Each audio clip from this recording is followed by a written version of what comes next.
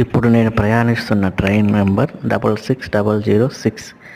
ఇది ప్రతిరోజు కడప జంక్షన్ నుంచి బయలుదేరి 2:30 గంటలకు బయలుదేరి కనుమలపల్లి, బాగరాపేట, ఒంటిమిట్ట, మండపంపల్లి, నందలూరు, హస్తవరం, రాజంపేట, పుల్లంపేట, ఓలార్పల్లి, అనంతరాజుపేట, కోడూరు, సెట్టుగుంట, బాలపల్లి, మామండూరు, రేణిగుంట, పూడి, తడుకు, పుత్తూరు, వేపగుంట, ఏకాంబరకుప్పం, నగిరి, వెంకట నరసింహరాజువారిపేట, పన్పాడి, తిరుత్తని, అర్కోణం జంక్షన్కు చేరుకుంటుంది.